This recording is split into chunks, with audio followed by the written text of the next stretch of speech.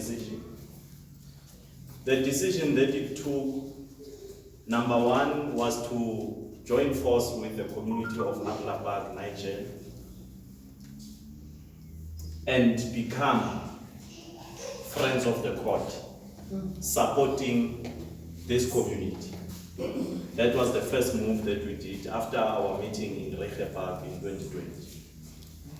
I don't remember the month, which month was it. But we then proceeded to court, CSI court, Mansfield court. We met with the legal team that represents Alra Park.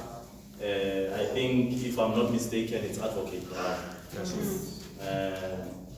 And through the leadership of Comrade Tami, they went in, and today we are friends of the court in support of the struggle of Alra Park.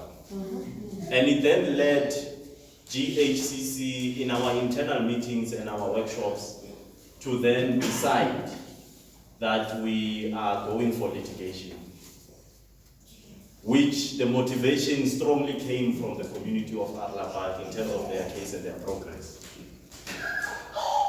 Masitata decision in litigation as the Gauteng Housing Crisis Committee. We then did a case study with Alra Park, and Comrade Miles contributed very much. He assisted in terms of giving the whole background and how the development was stagnant, how the development came to be, how monies were looted even in the bidding process before even evaluations would start. Then we started joining force and decided that for the whole of Gauteng, we are taking government to court. And number two, in December last year, the Gauteng Housing Crisis Committee resolved on occupation in the whole province. And the creation, or maybe the formation of the occupation task teams, which will be regionally and sub-regionally coordinated. Now in Alra Park, it's part of Ekurhuleni, and it's part of the sub-regions within the region Ekurhuleni, which needs to give us quite a number of cadres. I think the criteria is five per sub-region.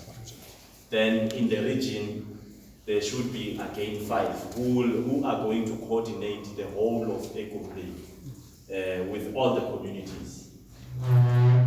And to our success, from Friday, our members in El Dorado Park and neighboring communities occupied houses in South Hills. We are from there today. There are discussions happening, even though some of our comrades were shot with rubber bullets yesterday, but it's fine. And also today we were in a tour identifying vacant spaces, vacant houses, dilapidated buildings, abandoned buildings, and buildings that are supposed to be occupying our people, and our people should be in those buildings, including developments and houses. So we have decided that we are taking over.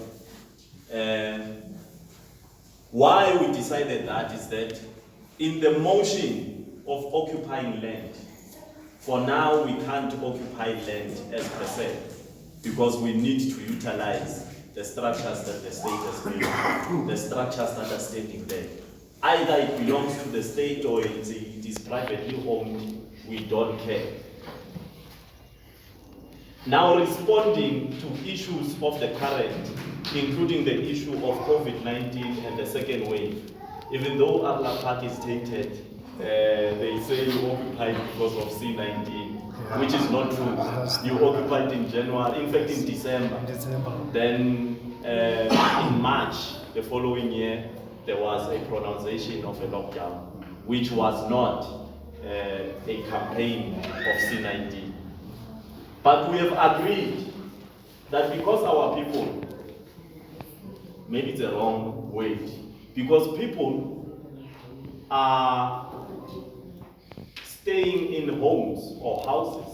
You find families, 10, 12, up to 15 families staying in one house. You find the creation of backyard dwelling from same families, generations, to such an extent that now, today, in our own yards, we've got 3 generations